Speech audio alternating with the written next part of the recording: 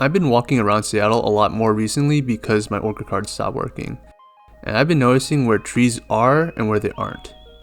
As the temperature gets warmer, the shade from trees could be the difference between you getting heat stroke or not, so it should be important to have an adequate number of trees where there are a lot of people walking.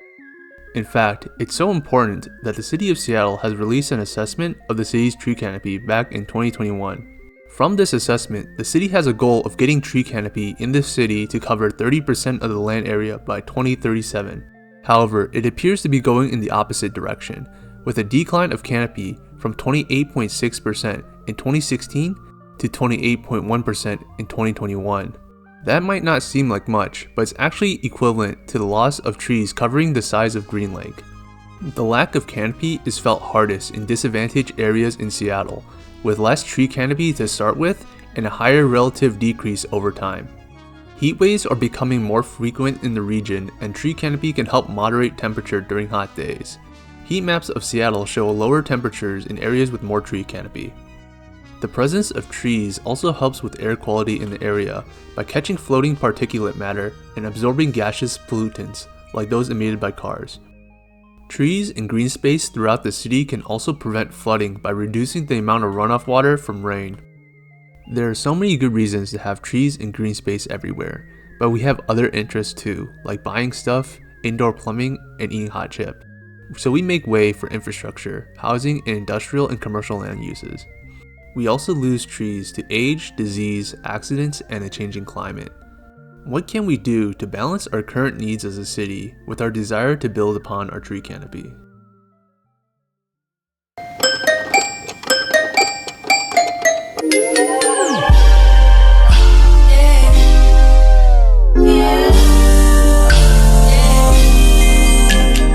Public lands and right-of-ways are areas where the city has the most control over tree canopy. Public parks and natural areas experienced the most canopy loss in the city of Seattle during the study time span. Since these lands are publicly owned, the city can invest more in funding to maintain, plant, and steward new trees, especially when climate change is also making conditions harder for native plants to grow.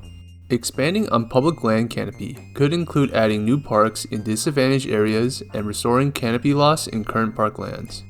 We are also probably better off by turning some of our golf courses into arboreums and gardens. Right-of-ways, which is the area where roads and sidewalks are, influence tree canopy a lot as well. These are partially maintained by the public, but are also largely maintained by private landowners on the adjacent properties. Adding tree canopy in these areas is particularly important because this is where people actually walk, and tree canopy is usually lacking in areas that are historically disadvantaged and urban. City-run programs can support local homeowners to plant and maintain trees in the right-of-way, such as Seattle's Trees for Neighborhoods program. Local city agencies like the Department of Transportation and the Department of Parks and Recreation can also plant trees in their right-of-ways. DOTs can also consider repurposing space such as street parking or painted buffers for swales and canopy. Integrating trees and swales into traffic calming infrastructure can do double duty for a tree canopy and traffic safety goals.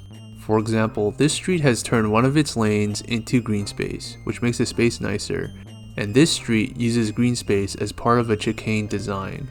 Much of our right-of-way is dedicated to roads and parking, so prioritizing and moving to more space-efficient modes of travel would be a step in the right direction to give more space for other needs.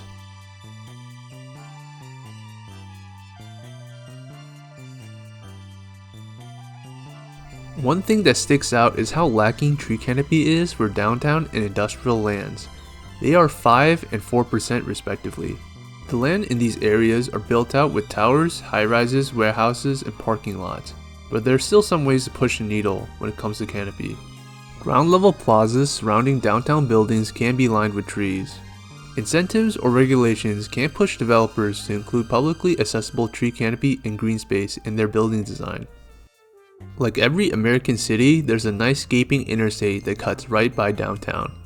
Capping the rest of the freeway in downtown with a lid can reclaim land to add canopy and green space, like what they did with the lids with Freeway Park, Sam Smith Park, and Aubrey Davis Park. Industrial lands is a harder problem to tackle since a lot of the industry relies on things like freight that require a lot of land. One thing that can be worked on are the parking lots. Partitions containing trees and green space can be added throughout the parking lot to cover it up with trees. It's just like adding sprinkles on a vomit cake. Street parking seems ridiculous here given the abundance of parking lots, so converting some of the parking into a tree-lined strip will help. Major institutions includes things like schools and hospitals. Colleges tend to do pretty well in incorporating green space on their campus, though sometimes the parking lots can be excessive. This giant parking lot at the University of Washington is like the infected appendix of the campus. I'm sure that not all that parking is needed, and the land can be used for something better.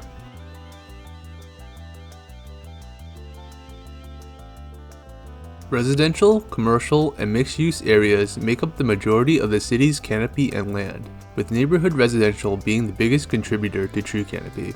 Much of the trees in residential areas are in the yards of single-family homes.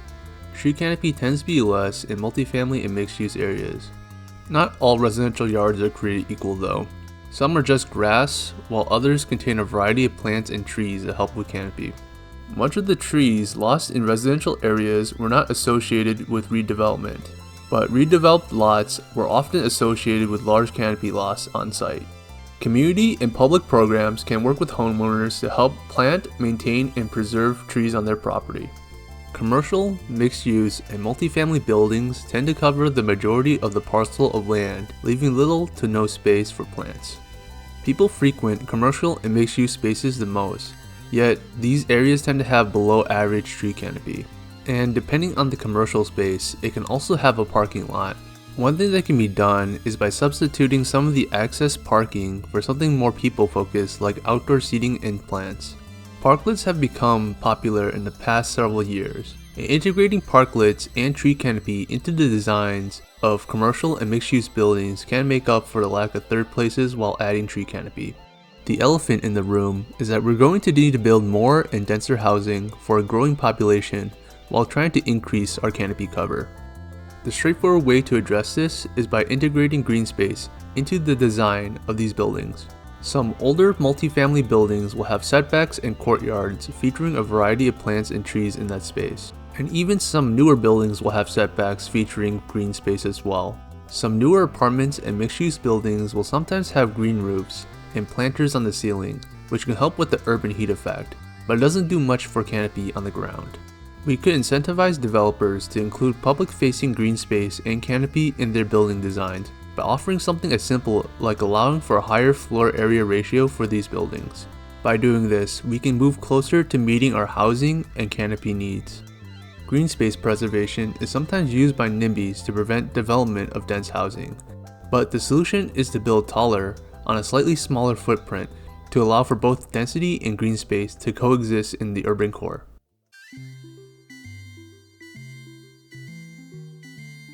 Building taller can also prevent sprawling development. Sprawling developments in the suburbs can cause higher canopy loss because of additional infrastructure that needs to be built and the lower density of the development that follows. Sometimes it's wealthy homeowners who are terminating tree canopy by cutting down trees on public lands for their views. It is hard to replace any large trees that we lose because it would take years for a new tree to get to the same level as a mature tree. Mature trees contribute a lot to our tree canopy, so preserving our current trees and ensuring the longevity of growing ones is important. They have a much larger canopy, and the size compounds on the positive externalities. For example, this street is lined with mostly smaller, newer trees, but only a few blocks down, the street is lined with larger, older trees. The canopy difference is huge, with trees covering the whole street with canopy down the block. Also, on Google Street View, at the intersection, you can see 1, 2, 3 different parking violations by the block. Check out the City of Seattle's tree canopy assessment for further reading, and see if the recommendations apply to where you live.